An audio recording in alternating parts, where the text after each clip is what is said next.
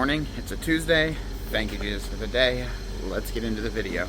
Today, we are making the Shaker 45 doors and drawer fronts for that White Oak Kitchen Remodel. Obviously, we're making it all out of white oak. Plan is to get them all completely put together today so we can go install those cabinets tomorrow. And then tomorrow, the doors will be getting stained and clear coated, and hopefully we can put those doors on either Thursday or Friday. So, when you start making doors. I have the super big, long pull-out drawer box done, 8 inches, 30 inch tall, 30 inches long, like 26 wide. And then I have our toe kick box. So just letting the glue and the putty dry, sand them, and then we'll get those clear coated. All of the slides are coming in later here. So what I'm gonna start doing is coping while Carl's sticking and Brandon's cutting panels. I was able to get about 75% of the pieces coped. And one piece down bad. I didn't like the knot in that piece, and then this piece just needs a partner. So hopefully when Brandon's done cutting out panels, he'll be able to finish those, or worst case I will. I'm just gonna sand these two drawer boxes really quickly because I want to get clear coat on them as soon as possible, because typically the slides arrive around 10 a.m. which is in like an hour-ish. And when they get here, I really just want to put them in and just be done with them. I won't be able to put the big box in, but I want to put the toe kick box in and just be done with it. So I'm going to get these sanded, and then I'll move back to the door. Drawer box number 1 is ready for clear coat. Drawer box number 2, ready for clear coat. I'm going to get these over there to the spray booth so they can start clear coating, and then I'm going to start making doors with the guys. Brandon has almost all of the doors and drawer fronts put together. So now what I'm gonna do is, Jacob's also almost back. He just put on those existing doors for a kitchen resurface that we did. He taped, primed, and sprayed there yesterday. A color called Oak Brand. It's a client we've done before.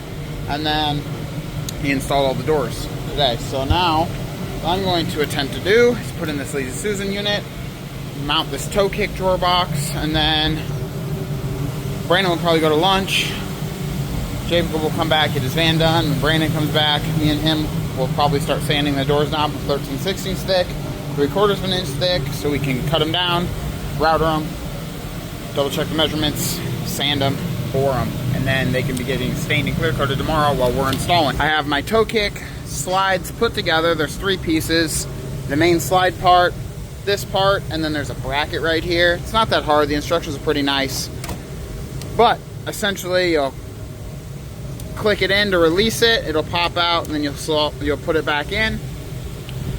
I have these mounted right now where I think I put them an inch up because the cabinet's going to sink into the floor 1/2 inch, and I want an extra 1/2 inch in case the floor is up and down, which it typically is.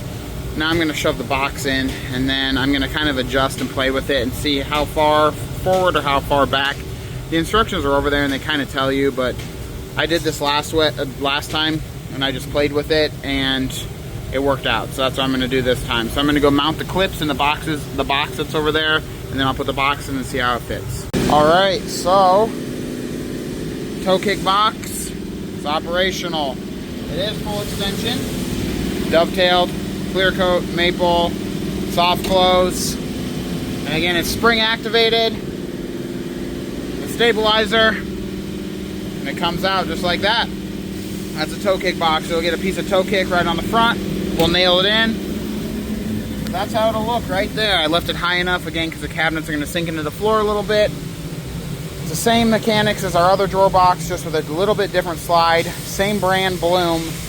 You just press to open it, and then the drawer box will open, and you'll just soft close it back into place. Those slides technically work for these drawer boxes. They just are much more expensive, so we don't really do them, but a lot of them you can press, the drawer would pop open for you, and that would work. So Jacob and Carl are sanding down doors. I'm going to work on this Lazy Susan and keep going. Normally, the Lazy Susans, inside of the Super Susans we have, it's a nice big 30-inch Susan, are the worst things to install. But I think since that toe kick box right in there was so difficult, the Lazy Susan did not put up a fight. The only reason lace isn't as hard, one, you have to get it in there and it's really tight, but two, you have to plumb in this direction and this direction at the same time. Sometimes it likes to put up a fight, and then you have to try to get a screw up in there and it's hard, so, but nestles right into place, it's even here, and it's done. Carl's over there feeding in the doors. We're on our final pass here. Getting these doors down from 13/16 thick to 3/4 of an inch thick. Brandon's gonna go organize the doors, and then he's gonna start cutting them down. So we're able to router them, double check them, and then bore these white oak doors for our white oak cabinet. Brandon has most of these white oak doors cut down to exact size. And now I'm gonna start rounding these doors over with our router. It's just a slight round over. That way, in this case, the stain or the clear coat has almost a flat spot. Not exactly flat because it's rounded, but a better spot to sit so nothing chips off. It's a sharp point like it is right here. I think it looks a tad unfinished. And really the paint or the clear coat and stain has nowhere to kind of sit. It has more of a chipping potential, so we don't want that. This isn't decorative by any means, but I do think it helps finish the door. So I have 32 doors to router. Once that's done, we're gonna double check everything, clean all the doors up with the palm sander, and then go to our Bloom mini press and start boring all of these doors. Hopefully we can get all of that done today. Jacob's routering out the last door. And now we're gonna start sanding these doors with some 150 grit. We don't wanna use 220 because it's gonna mat the fibers down too much and won't take the stain as evenly. So we're gonna sand these. We already double checked them. The last thing to do is to bore these doors. Jacob and Brandon just have 2 more doors left to sand. I'm gonna start boring so then they can start unscrewing. Okay, that's set up correctly. I'm gonna use our Bloom mini press to bore the holes and press in the hinges. So 13 and 15 are no bores. 13 and 15, okay. Bottom up, so 29 and 30, okay.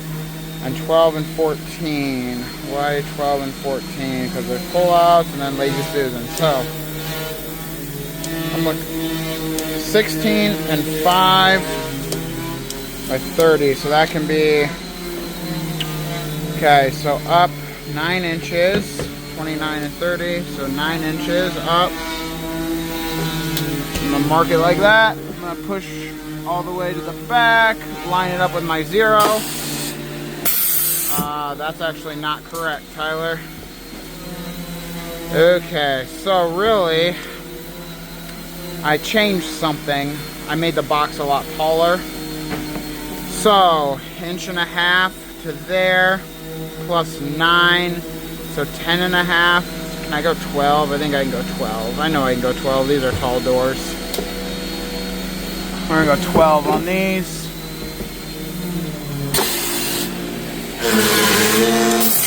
Thank you, Jesus, for having me think about that. Worst case, we could have face hinged, but the reason why I'm pulling the bore hole up is because I don't like to waste space. I don't like to put the boards on the sides to mount our drawer boxes because you lose like 2 inches of drawer space.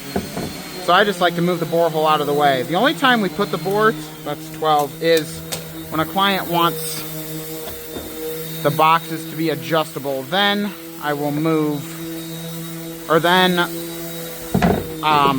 we'll add the boards for sure. So this is a 16 and 3, so that's nothing. That's all normal.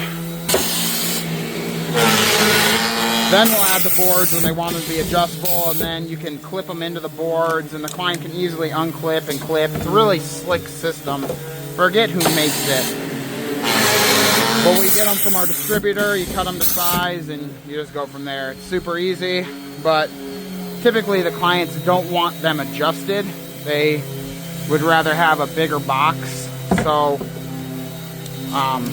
yeah, that's just what we do. That way the client can maximize their space and maximize their dollar. There we go. Press in, bore. simple process. Pour it in, press the hinge in, and then we'll unscrew these, bag them back up, and be done with it. Let's see if I can get another 16 and 5. I think this is it. So 16 and 5. So that'll be my other. That can be my 29. So 12 this way. This will be the right hand side. Hinging. Line it up. I could just adjust the brackets, but it takes way more time to adjust those, the positive stops, than it does to just line it up. To mark it, measure it, line it up.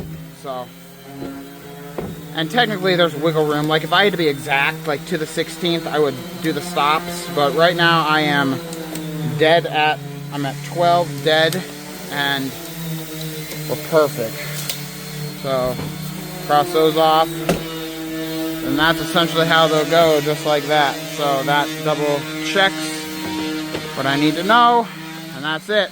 Now I just need to do that to the rest of the doors, then take a little bit of time, and that'll pretty much end the day. All of the White Oak Shaker 45 doors and drawer fronts are now completed. Fully bored, double checked, sanded down, done. They're gonna get stained and clear coated in the spray booth and sent through the oven tomorrow. And we're gonna go, my camera is in shambles. Better, we're gonna go tear out all the old cabinets, install the brand new White Oak cabinets that we've been working on. So, busy day tomorrow. We'll see you then. Make sure you check out our website, Facebook, Instagram, and YouTube channel. Post a whole lot.